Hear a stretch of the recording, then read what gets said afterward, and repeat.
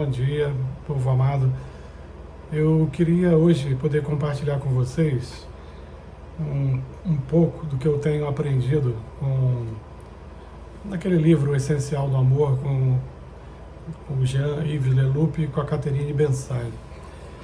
Ele trata um capítulo inteiro falando sobre a mulher samaritana, e tem um aspecto desse livro que eu achei que valeria a pena conversar com vocês. E o título é Não Tenho Marido.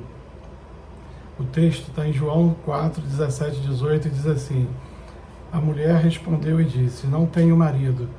Disse-lhe Jesus: Disseste bem, não tenho marido, porque tiveste 5 maridos e o que agora tens não é teu marido. E isso disseste com verdade. A mulher samaritana, ela passa por uma situação parecida com algumas pessoas que eu conheço, né? E que a gente às vezes brinca dizendo que são as tal das pessoas azaradas, né? A mulher samaritana já estava no 5º casamento e até agora não achou a pessoa certa. Eu conheço pessoas também que estão em 4, 5, 6 casamentos e não deram a sorte ainda de encontrar a pessoa certa. Será que realmente elas são azaradas?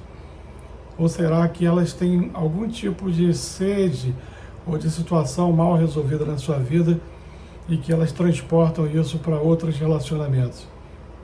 Olha, eu nunca descarto as possibilidades das duas coisas, mas a maior probabilidade com certeza é a segunda, de serem pessoas que possuem uma sede tão grande de algo que ela desconhece e que enquanto ela não resolver aquele problema, ela pode ir para o 10º casamento, 15º, que vai continuar só transportando o problema para os outros relacionamentos, né?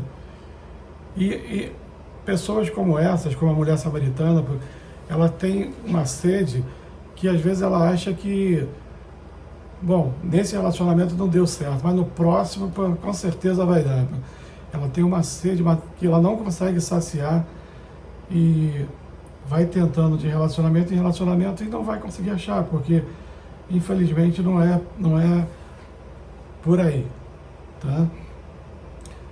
Essa questão de você não se sentir sozinho, mesmo estando cercado de muitas pessoas, é uma questão hoje muito atual, tá? Nós vivemos num período onde você tem as redes sociais, onde você tem uma série de formas de interações com pessoas diferentes, mas são interações tão superficiais que muitas das vezes você se sente sozinho. Uma coisa que a gente sempre observa, e você deve ter observado isso também, é você ir em restaurantes, em ambientes públicos, você vai ver famílias sentadas numa mesa, ao redor de uma mesa, e ninguém fala com ninguém. Todo mundo ali está cercado de gente ao seu redor, no celular, mas no final das contas você se encontra sozinho, né? Mas uma questão que envolve essas pessoas que possuem essa sede e buscam a solução em relacionamentos, dos problemas mais comuns é você ver ela atribuir culpa ao outro. Olha, eu não está dando certo no meu relacionamento porque a culpa é do outro. Ele tem um comportamento assim, assado, ele é assim ou é assado, e por isso que não está dando certo. Eu fui uma vítima disso. Mais tarde, se der tempo, se o vídeo não ficar longo demais, eu vou compartilhar com vocês essa experiência. Aí o Jean escreve o seguinte: será que os homens e mulheres insatisfeitos são aquelas que não encontraram a pessoa certa? Ou será que essas pessoas possuem uma carência de amor que ninguém poderá preencher? Uma carência que sempre a acompanhou. E ele continua: existe um cruel paradoxo ao preenchimento da nossa carência. Se ela for satisfeita, deixo de ter o desejo. Então o que é pior? A falta do objeto do meu desejo ou a falta do desejo? Para mim, essa afirmação dele, ela faz todo sentido. Eu canso de ver pessoas com quem eu convivi no ambiente de trabalho, em igrejas, na minha família, no meio dos meus parentes, pessoas que elas se agarram de tal forma a essa carência que ela tem, que ela chega a afastar as pessoas delas. né? E às vezes você, por bondade, por empatia, seja o que for, você se aproxima dela na tentativa de dar um conselho, de ajudar, e você acaba percebendo o seguinte, que aquela pessoa ela não quer ser ajudada. Porque se você tentar oferecer uma solução, uma ajuda para o problema que ela tem, ela vai deixar de ter a única coisa a qual ela pode se agarrar, e que faz dela talvez uma coitadinha ou alguém digno de atenção. Então, essas pessoas tendem a querer se agarrar a esse problema que ela possui, né? E aí ele comenta uma outra coisa interessante aqui. Dizem que um homem sempre busca uma mulher semelhante à mãe, e eu posso falar a mesma coisa em relação à filha, em relação ao pai. E isso deve-se ao fato do filho ser aceito como ele é, não exige dele perfeição e aceita suas falhas e ainda assim o ama. Não é incomum o cônjuge viver sob a espera de que seu amor seja conforme o que desejaria ter recebido no seu lar de origem. A pessoa coloca sobre o outro o desejo de ser curado. E frases como tal tão implícitas assim: espero que de você o amor que não cheguei a receber. Existem relacionamentos que você percebe isso. A pessoa, ela coloca assim, inconscientemente às vezes no seu coração o desejo de ser amada, porque ela de repente não teve aquilo no lar de origem dela.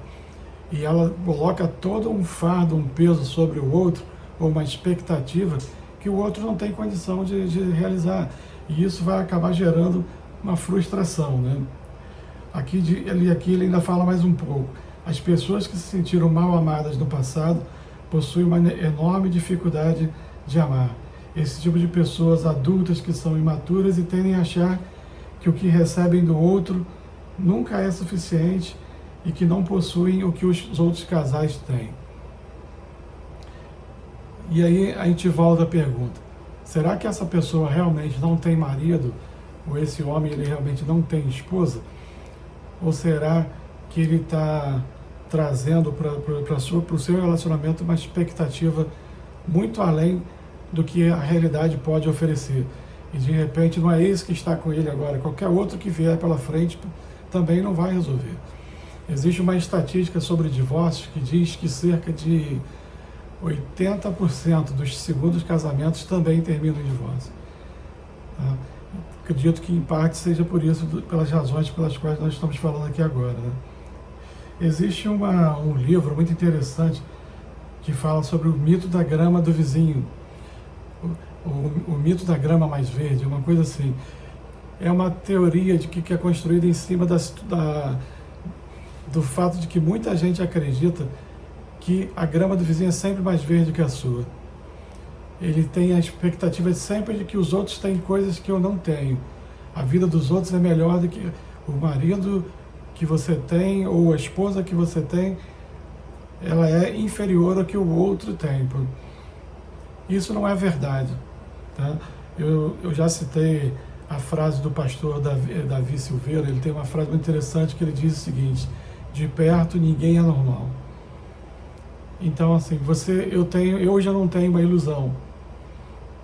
Quando eu chego, por exemplo, numa igreja, que eu estou ministrando uma palestra, quando eu olho para o público, no passado eu tinha a ilusão de que eu era até mesmo indigno. Eu nem deveria estar aqui, porque eu sou tão pecador, tão falho, e estou diante de pessoas que provavelmente são melhores, e que hoje eu não tenho essa ilusão. Hoje eu tenho certeza de que aquele público que está me olhando, eles são iguais ou até melhores, mas muitas vezes também piores do que eu. Porque todos de perto, sempre você vai perceber coisas que você não agrada.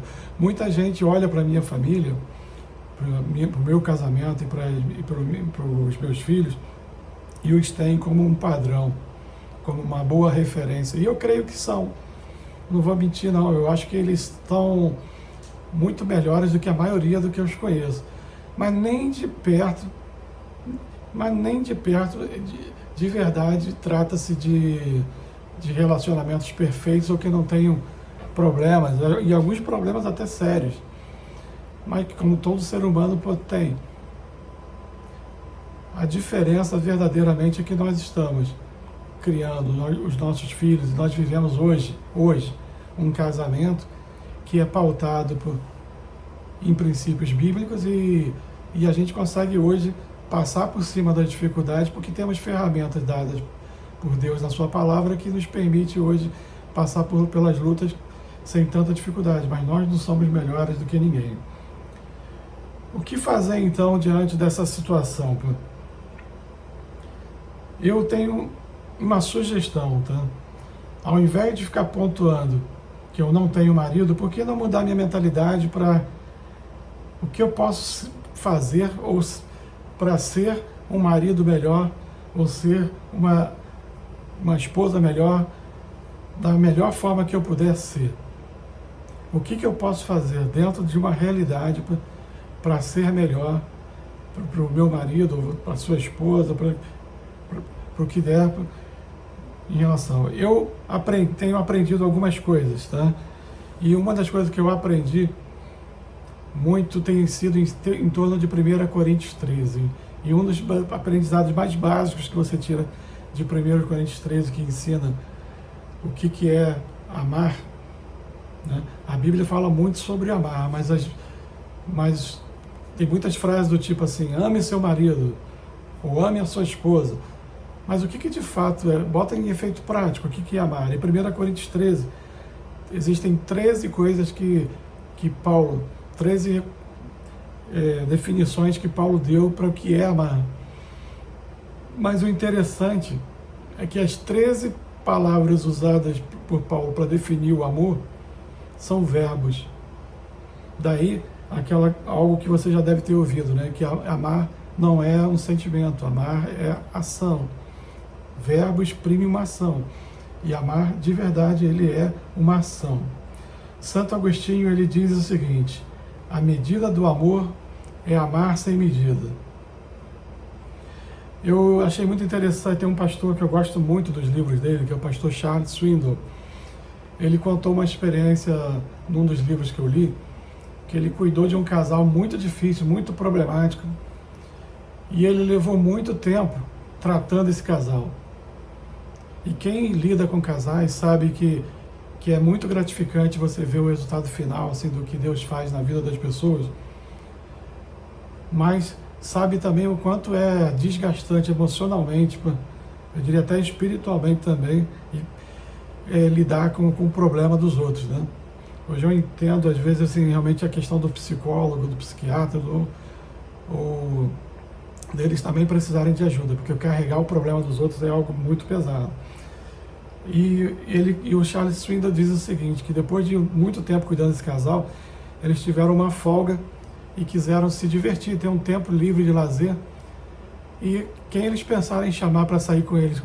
O casal que eles consideraram problemático, porque eles dedicaram tanto amor àquela família que, de fato, eles descobriram que amavam, que passaram a amá-los profundamente.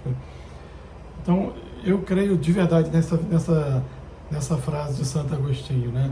À medida que você ama, você descobre realmente o que é amar, né? Em Mateus 7,12, Jesus disse, né? Portanto, tudo que você quereis que os homens vos façam, fazei-o também vós, porque esta é a lei e os profetas. Tudo que você quer que o outro te faça, faça você também. E eu vou te dar aqui algumas dicas de coisas que você pode fazer para transformar. Essas dicas seriam milhares, eu escolhi só algumas para poder passar para você. Primeira coisa, ações que você pode fazer que podem ajudar a contribuir para melhorar o teu casamento. Para você descobrir que você tem um marido ou que você tem uma esposa. Primeira coisa,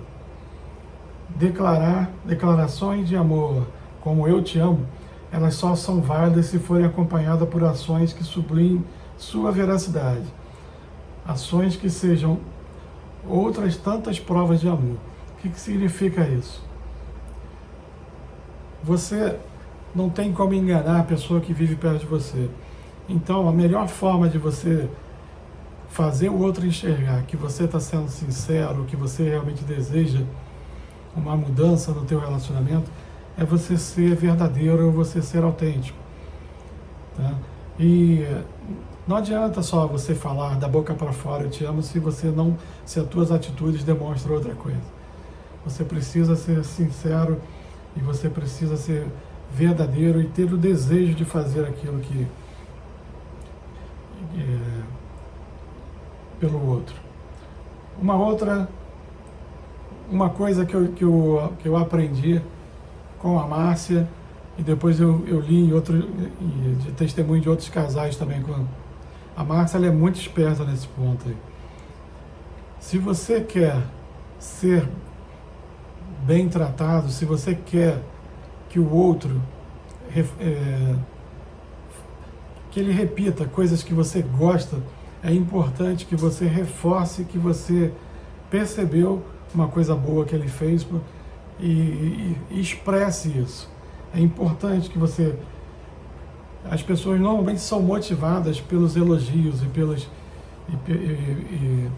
pelos carinhos, pela demonstração de reconhecimento daquilo que você faz. Então, às vezes, quando alguém fizer alguma coisa boa por você, demonstre que você gostou, demonstre que aquilo te fez bem, seja grato. E provavelmente aquilo vai se repetir muito mais vezes na sua vida.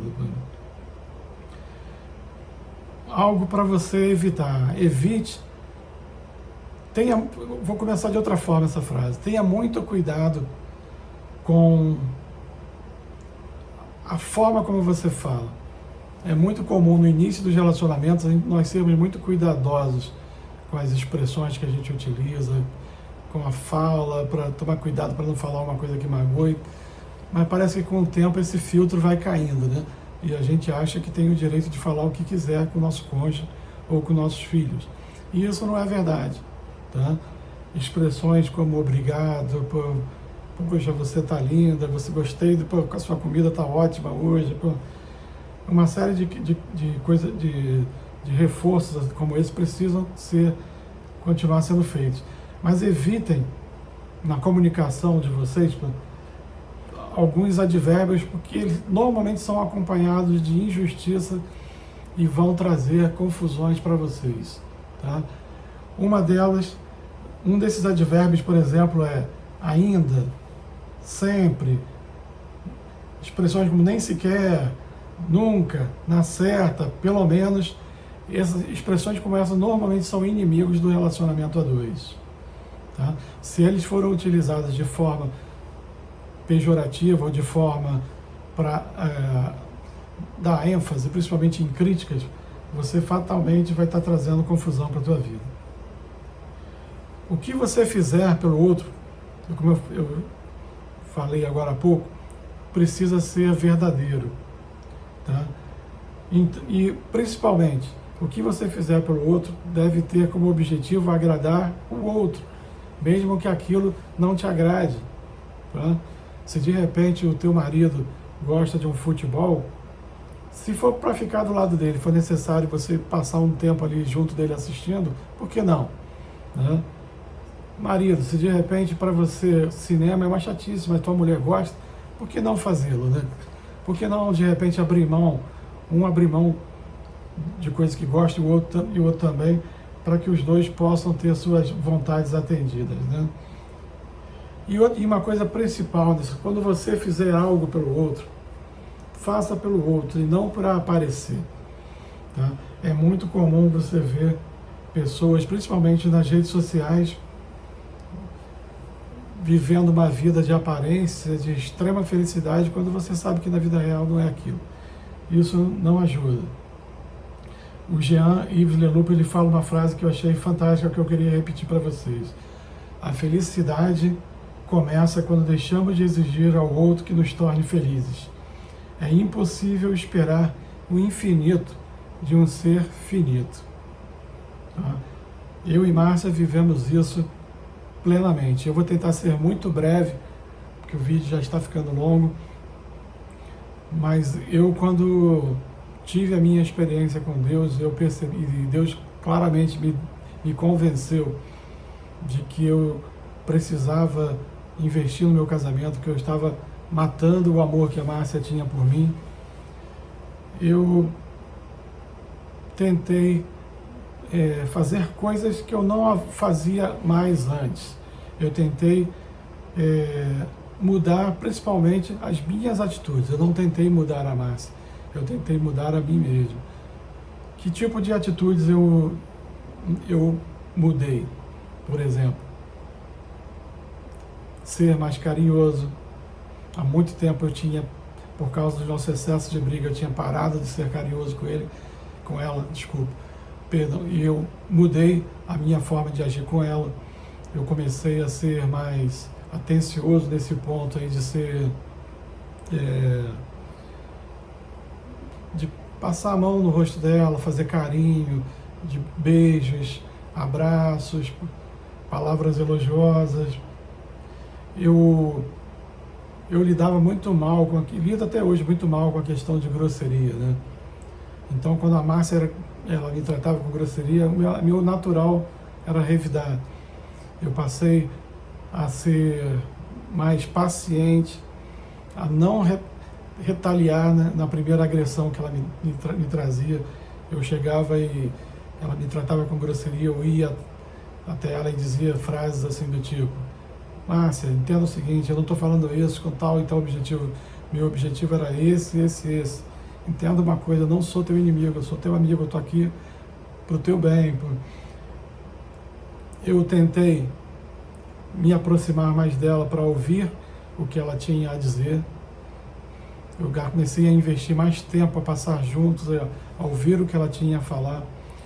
Eu passei também a dedicar todo o tempo livre para a gente poder caminhar na praia junto com a nossa filha, que era a única criança que a gente tinha na época, a fazer coisas juntos e presentes, principalmente questões também de não presente, eu falo presente, não falo coisa cara não, eu falo, também pode ser coisa cara, mas eu falo mais de coisas que sejam significativas para ela, né? Outra coisa é a questão de você dedicar mais tempo de qualidade, né? De você realmente estar presente ali nas coisas que estão acontecendo. E tá me faltando uma coisa que me veio à cabeça, é importante eu falar isso, mas tá me fugindo agora a memória. Bom, eu não acho que eu não vou conseguir lembrar. Por alguma razão isso fugiu da minha cabeça agora e não quer voltar. Então, era isso, tá? Eu achava, de verdade, que eu não tinha mais uma esposa. Mas, na verdade, eu é que não estava sendo mais um marido.